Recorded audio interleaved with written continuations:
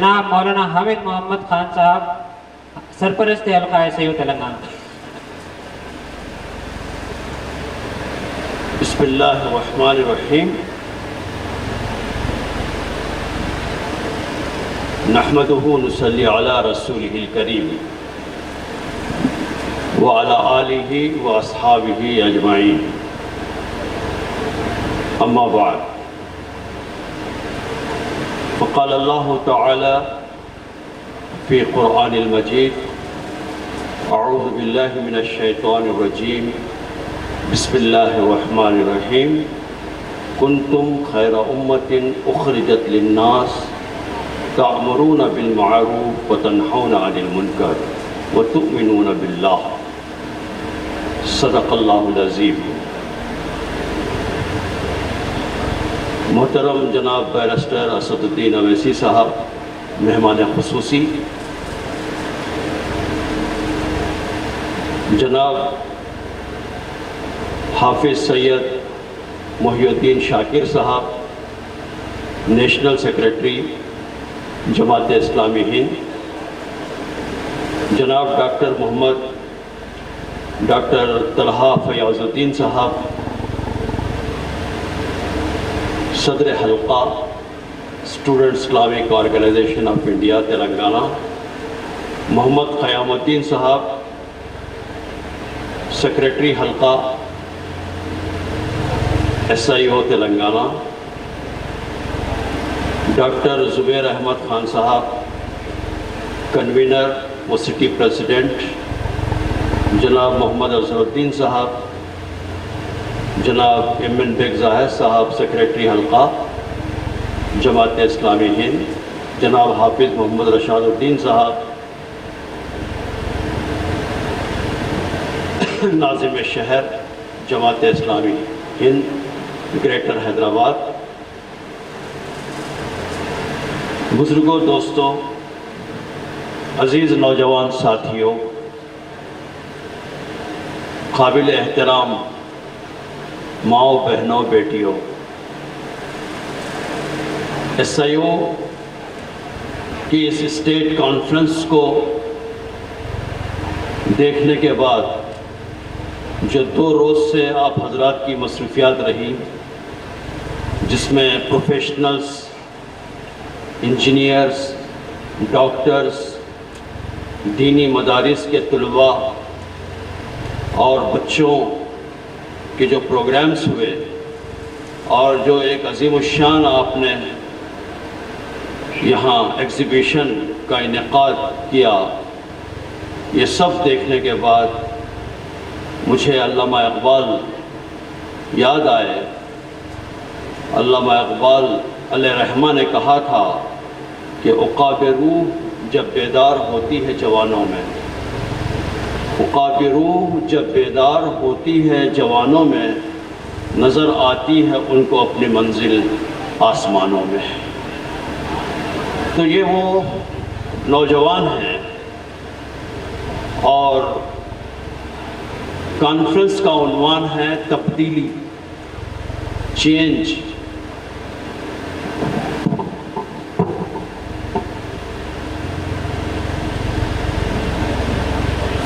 جب طلحہ فیاض الدین صاحب کی تقریر ہو رہی تھی کہ ہمیں اپنے آپ کو تبدیل کرنا ہے، تو مجھے محمد بشیر جمعہ، جو پرسنالٹی ڈیولپمنٹ کے بہت بڑے رائٹر ہیں، ان کا ایک واقعہ مجھے یاد آیا۔ ابھی نہیں تو کبھی نہیں، نو اینڈ نیور، یہ کتاب انہوں نے لکھی، اور اس کتاب کے دیباچے میں انہوں نے لکھا کہ ایک پروفیسر صاحب اپنے گھر میں مطالعے میں غرق تھے، اسٹڈی کر رہے تھے، انہی کا بچہ بہت ادھم مچا رہا تھا۔ بچے کو بہت سمجھایا، لیکن وہ بچہ سمجھنے کے لیے تیار نہیں تھا۔ اس کو کچھ ٹافیاں دی تو تھوڑی دیر خاموش بیٹھا، لیکن بدستور وہ ہنگامہ مچا رہا تھا۔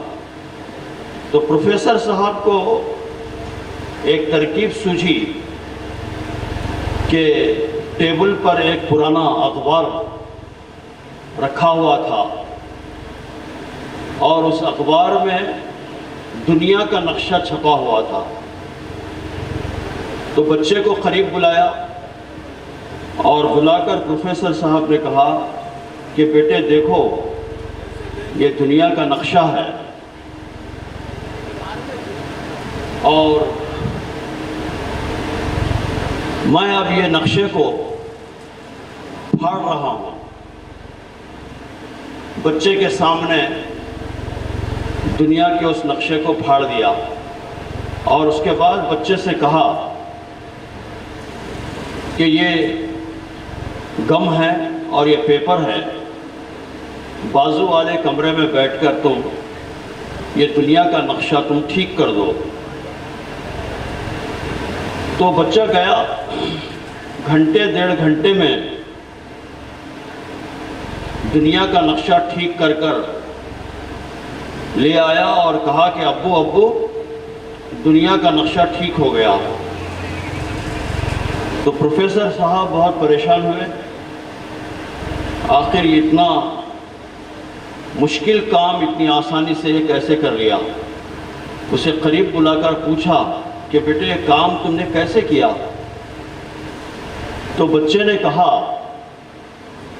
کہ جب آپ دنیا کا نقشہ پھاڑ رہے تھے تو اس کے پیچھے انسان کا نقشہ تھا، میں نے دنیا کا نقشہ ٹھیک نہیں کیا بلکہ انسان کے نقشے کو ٹھیک کر دیا، تو دنیا کا نقشہ خود بخود ٹھیک ہو گیا۔ تو اس لیے دنیا کو بدلنا ہے تو سب سے پہلے اپنے آپ کو بدلنا ہے، چینج لانا ہے تو سب سے پہلے چینج ہمیں اپنے اندر لانا ہے۔ مجھے ایک ٹاپک بھی دی گئی تھی کہ سوشل فیبرک اس وقت ہمارے ملک میں سوشل فیبرک کو بڑا تھریٹ لاحق ہے، اس کے لیے بڑے خطرات اب اس وقت پیدا ہو گئے ہیں۔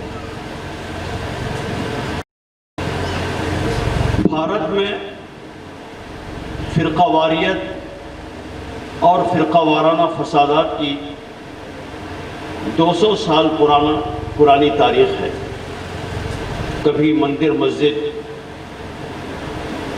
کے عنوان پر، کبھی کسی بچے اور بچی کے چھیڑ چھاڑ پر، اور پھر کرکٹ میچ پر، ہند پاک کرکٹ میچ پر کبھی کبھی فسادات ہو جایا کرتے تھے، لیکن چند دن کے بعد حالات نارمل ہو جاتے اور زندگی چلنے لگتی۔ لیکن اب اس وقت جو فرقہ پرستی پائی جاتی ہے وہ سادہ قسم کی فرقہ پرستی نہیں ہے، بلکہ اب ایک منظم فرقہ پرستی اس وقت پائی جاتی ہے۔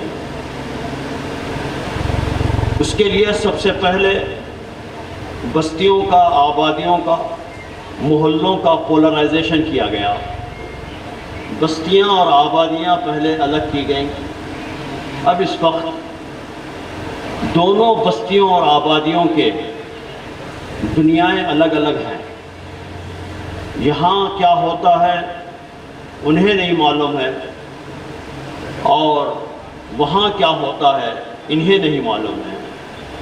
اس طرح دونوں کے درمیان میں ایک کمیونیکیشن گیپ ہے، مواصلاتی خلیج حائل ہے۔ اس کمیونیکیشن گیپ اتنا بڑھ گیا ہے اس وقت کہ دونوں کی سوچ بھی بالکل الگ الگ ہو گئی ہے، جس کو سماجی نفسیات کے ماہرین کہتے ہیں ایسی صورتحال کو ایٹیٹیوڈ پولرائزیشن کہتے ہیں اس کو۔ تو اس وقت ملک میں ایٹیٹیوڈ پولرائزیشن عام ہو گیا ہے۔ ایٹیٹیوڈ پولرائزیشن کیا ہے؟ واقعہ ایک ہی ہوتا ہے لیکن سوچ الگ الگ ہوتی ہے۔ واقعہ ایک ہی ہوتا ہے، مثلا چند مسلم بچے دہشت گردی کے الزام میں پکڑے گئے، اخبار میں آیا تو غیر مسلم بھائی ہمارے یہ سوچتے ہیں کہ سارے مسلمان تو ٹیررسٹ نہیں ہیں، دہشت گرد نہیں ہیں، لیکن سارے دہشت گرد مسلمان ہیں۔ اور مسلمان یہ سوچتے ہیں کہ چند ایک معصوم بچوں کو پکڑا گیا ہے، نقوبتوں میں رکھا جائے گا ان کو، اور ان سے اقبال جرم کروایا جائے گا، اور 12-15 سال کے بعد عدم ثبوت کی بنیاد پر انہیں باعزت بری کر دیا جائے گا۔ یہ مسلمان سوچتے ہیں، یعنی واقعہ ایک ہی ہے لیکن سوچ بالکل الگ الگ ہے۔ اسے کہتے ہیں ایٹیٹیوڈ پولرائزیشن۔ اب یہ جو ایٹیٹیوڈ پولرائزیشن ہے، یہ بڑھتے بڑھتے اب اس وقت فرقہ پرستی، ادارہ جاتی فرقہ پرستی کے اندر تبدیل ہو گئی ہے۔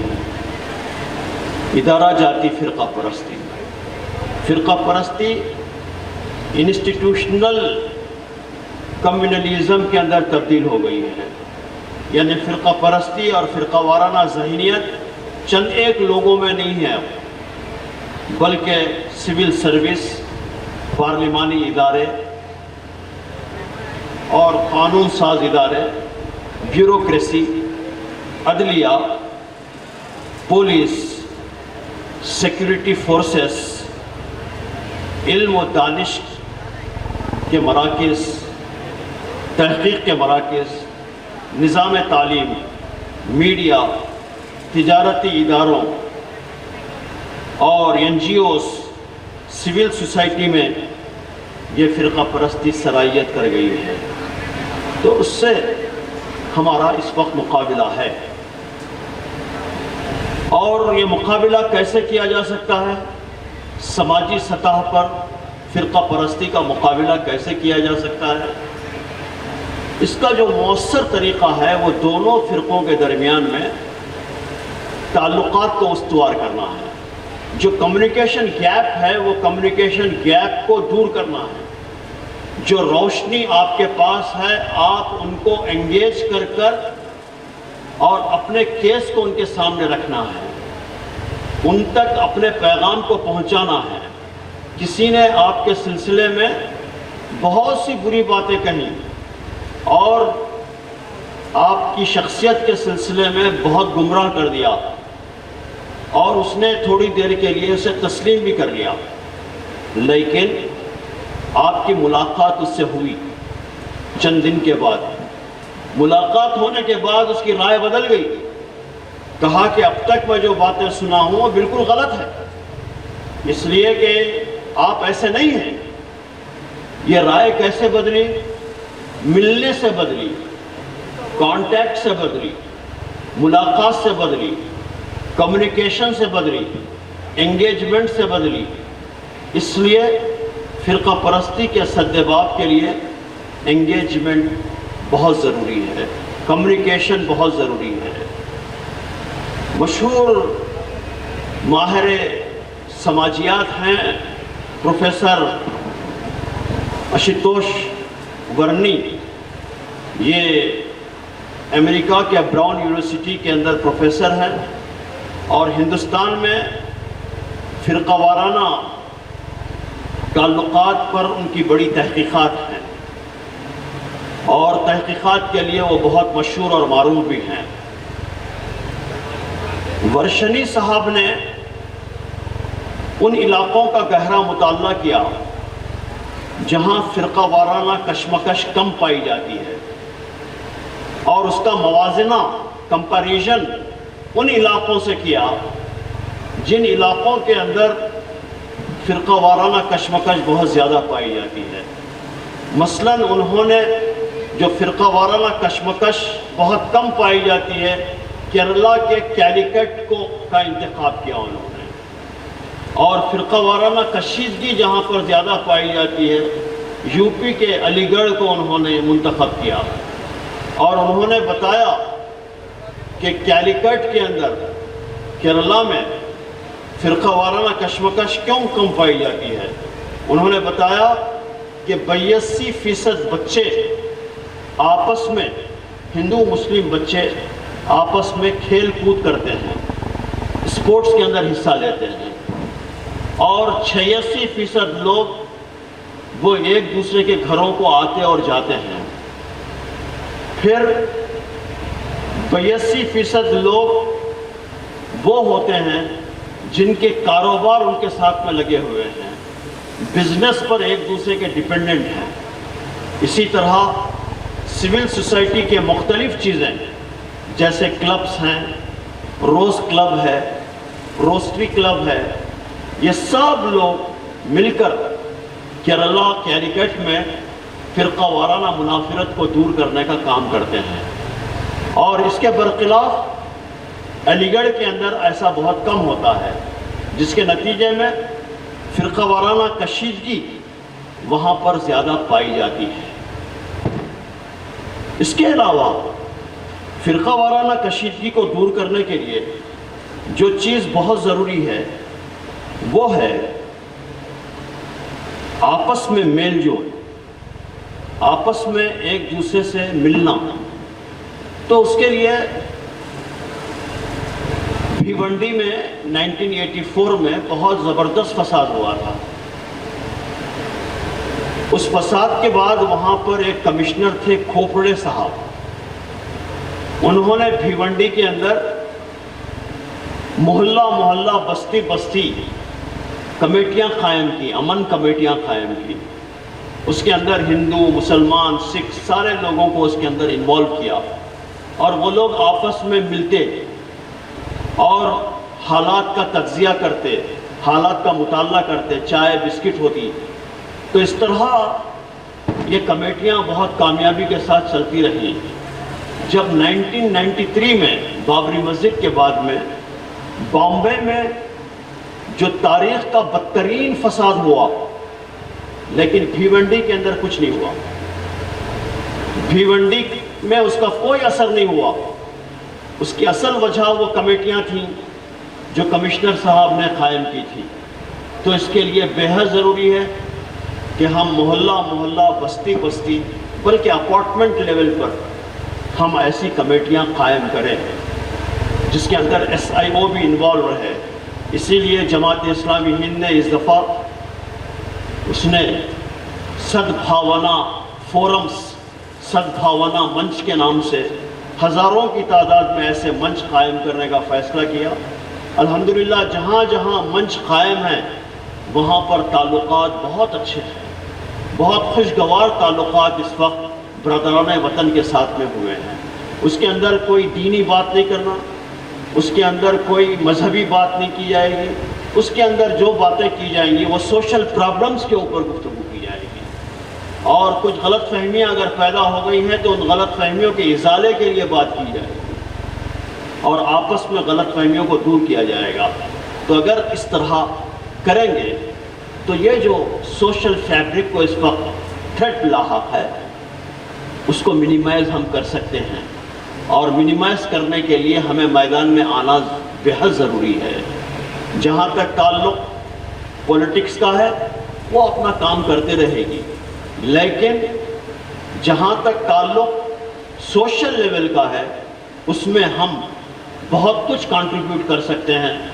اگر ہم بیڑا اٹھائیں گے اس کا تو یقین مانیے کہ اگر ہم کمیونیکیشن کو، اگر ایک آدمی 5 لوگوں سے ملاقات کرتا ہے، اگر سارے مسلمان 5 برادران وطن سے، بہنیں بھی اور ہمارے بھائی بھی ملاقات کریں گے تو پورے 125 کروڑ انسانوں سے انشاءاللہ آپ ملاقات کر لیں گے۔ 100 کروڑ انسانوں سے آپ ملاقات کر لیں گے۔ اگر 25 کروڑ آپ اگر ہیں تو آسانی سے یہ کام ممکن ہو سکتا ہے۔ صرف ضرورت اس بات کی ہے، شعور کی ضرورت ہے، اور پھر ان حالات کے اندر جو سب سے اہم چیز ہے خاص طور پر مسلمانوں میں وہ ہے یقین، اعتماد، زندگی کی امنگ، یہ بہت ضروری ہے۔ زندگی کی امنگ، امید کا دامن اگر چھوٹ جائے تو ایسی قوم کے لیے کسی دشمن کے مارنے کی ضرورت نہیں پیش آتی، بلکہ وہ خود اپنی موت آپ مر جاتا ہے۔ اس لیے امید کا بندھا رہنا بہت ضروری ہے، کیونکہ جو سخت حالات ہوتے ہیں ان کی عمر بہت قلیل ہوتی ہے، بہت کم ہوتی ہے، بہت مختصر ہوتی ہے۔ جب حالات بدلیں گے، حالات اچھے ہوں گے، امید کی لو اگر جاری رہے گی تو حالات کے بدلتے ساتھ ہی اس کے اندر تبدیلی بہت آسانی کے ساتھ میں آ سکتی ہے۔ ورنہ مایوس قوم، مایوس فرد دنیا میں صرف ایک ہی کام کر سکتا ہے، اور وہ کام کیا ہے؟ خودکشی، سوسائڈ۔ اس کے علاوہ کوئی کام نہیں کر سکتا۔ اس لیے یقین اور اعتماد اور امید اور ایمان بہت ضروری ہے۔ ایمان کا جائزہ لینا بہت ضروری ہے، خاص طور پر نو عمری کے اندر ایمان کے جائزہ اور ایمان کو اپنے اندر سینوں میں محفوظ رکھنا یہ بہت ضروری ہے۔ اگر یہ ہم کام کریں گے تو یقیناً جو ہمارے پروگرامز ہیں وہ روح عمل لا سکتے ہیں۔ کسی بھی صورت میں باطل سے ڈرنا نہیں ہے، دبنا نہیں ہے، اور اس سے بھی سخت حالات یہ امت دیکھ چکی ہے۔ ایسا نہیں ہے کہ آج ہی یہ سخت حالات آئے ہیں، تاریخ کا آپ مطالعہ کریں گے تو اس سے بھی سخت ترین حالات سے یہ امت گزر چکی ہے۔ اور اسی لیے تو اقبال نے کہا تھا کہ باطل سے ڈرنے والے اے آسماں نہیں ہم، باطل سے دبنے والے اے آسماں نہیں ہم، 100 بار کر چکا ہے امتحان ہمارا، 100 بار کر چکا ہے امتحان ہمارا، توحید کی امانت سینوں میں ہے ہمارے، توحید کی امانت سینوں میں ہے ہمارے، آسان نہیں مٹانا نام و نشاں ہمارا، آسان نہیں مٹانا نام و نشاں ہمارا۔ Student Islamic organisation of India کو اس کے 40 سال کی تکمیل پر میں مبارکباد دیتا ہوں، اور میں دعا گو ہوں کہ یہ قافلہ جاری رہے، مضبوط ہو، مستحکم ہو، اور پیغام الہی کو وہ عام کرے، اور ہر وقت یہ بات ذہن میں رہے کہ وقت فرصت ہے کہاں، وقت فرصت ہے کہاں، کام ابھی باقی ہے، وقت فرصت ہے کہاں، کام ابھی باقی ہے، نور توحید کا اتمام ابھی باقی ہے۔ وآخر دعوانا الحمدللہ رب العالمین۔